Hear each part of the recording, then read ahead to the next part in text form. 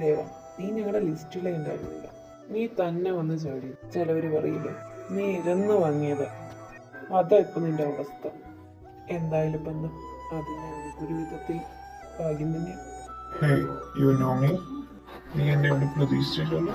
എന്തായാലും ഇങ്ങനെ നീ എന്റെ കൈ വന്നപ്പോഴും അതും പറഞ്ഞവൻ അമലിനെ അടിച്ചു. നീ വിചാരിച്ചു ഞാൻ നിന്നെ കണ്ടുപിടിക്കില്ലെന്ന്.